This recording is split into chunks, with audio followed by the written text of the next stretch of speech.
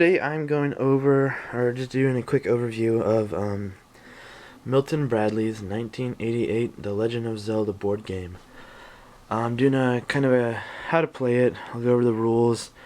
Earlier I kind of did a quick slideshow showing you kind of how the game came boxed up. I've already taken all the tile pieces and I put them on the board. Basically this is how you would have the game set up before you started. So you can see here you got your character piece, which is interesting because the game is made for 1 to 4 players. However, you only use this one character piece, just like in the game. You know, you don't have well, besides 4 swords, you don't have multiple links going around, so you all control this one link. This is the movement dice. That's how you get around through the world. The combat dice is how you fight your monsters and stuff that you find through the dungeons and various worlds of the Zelda board game here, which I'll go over more later. Over here you have your heart pieces, just like in the game. They're your life, and in this game they actually are kind of like a point system. They determine who's winning if you're playing more than one player. However, you're playing one player, it's just kind of like I think the instruction says, you can play it to kind of race the clock. I've pretty much gone through the instructions, so I'm not going to go ahead and read over all this stuff, but I'll just give you guys a quick view here of how the instructions look. Not the most complicated game to figure out. It's pretty straightforward, 1988 board game style. It's not Dungeons and Dragons or anything, but it is fun, and it's cool that you can play it as one person, just like the Zelda video games. So as you can see here, the board game is set up into 6 separate worlds.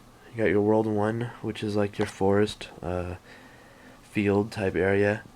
World 2, which is a water area, which I've always hated in every video game. I can't stand water areas unless it's like a beachy area, but any underwater stuff is always horrible. Anyways, moving on, we have World 3, which you can't see because the tile pieces are covering up, but this is kind of like your dried out deserty area. You got a bunch of dead plant life basically around there. World 4, looks like we're starting to get into some dungeons. We have a brown dungeon here. Moving on to World 5, we have kind of an emerald dungeon or a green dungeon. And World 6, which is the final world of the video game. Board game. And as you can see, each world has their own color tiles, and those color tiles either contain enemies or a key piece that you'll need to move on to the next world. So for instance, you'll roll your dice. Say I roll 3. The player will move the link card here 3 turns. These spaces basically mean square. You'll turn over one of these tile cards.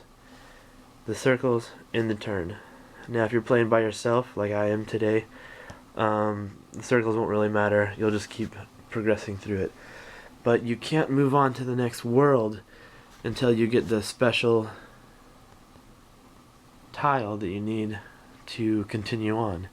Kind of like in the games, how you had to, in Zelda 2, how you had to get the raft and the, looks like there's a bomb there, different things. So anyways, once you land on these cards, you'll reveal one of the tiles. This one is an enemy. Now for the battle system, you can see here the enemy has 2 hit points, and it also has a reward down here, which is a heart piece. I left out that when you start off the game, you start off with 3 of the heart tiles, just like you do in the video games.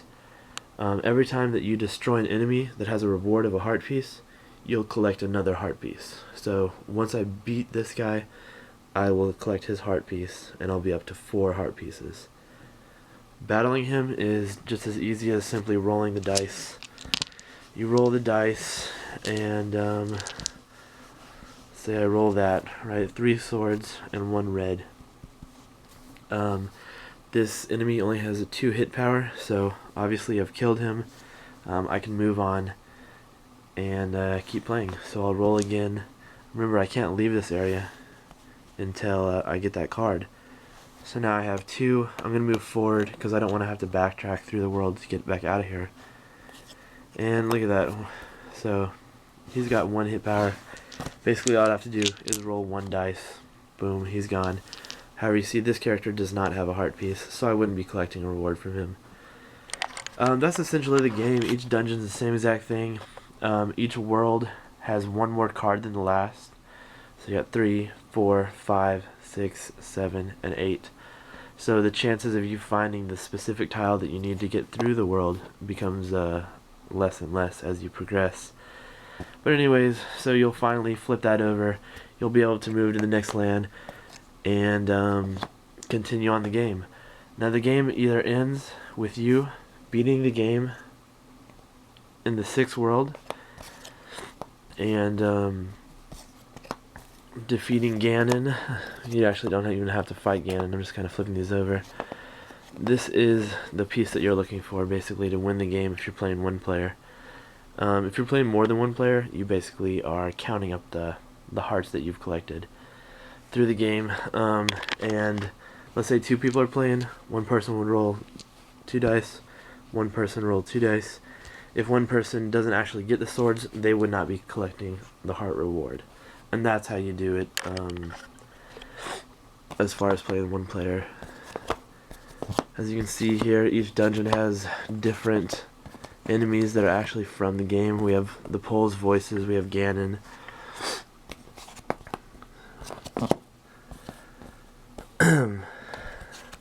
The Landmolas.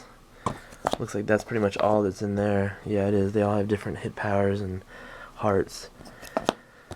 Over here in World 3, looks like we've got some Tektites, a couple Moblins, and the Water of Life, which there's your special piece over there. In the water world, it's all Zolas. A lot of Zolas there. And then of course in the very beginning, we have just some basic level Tektites. You can see all the enemies get tougher as you go through the game. The game can also be ended. Rather than collecting this, you can also lose, and that would be if you weren't rolling the combat dice and you weren't actually killing these enemies. Every time you lose a battle, you lose 1 of your heart pieces. So that's pretty much how the game works. You can play this game. The instructions actually suggest that when you play through this game that you try to defeat all of the enemies, to get a high score, get all the heart pieces, but it's pretty basic board game, 1988, nothing too special. I probably wouldn't play this more than 1 or 2 times, but the game has become pretty rare, and it's nice to just own the whole thing in completion. I wanted to do a quick video overview of it before I'm going to basically seal the game up to where, it can't get any more wear on it. So I wanted to, before I, am not able to open it up anymore, kind of do just a quick overview of the whole game. So yeah, that is the game for any of you that are looking at it on eBay or have got it already or don't have it and are just kind of wondering what a Zelda board game is like. That's it. Alright guys, thanks for watching, and more videos to come soon.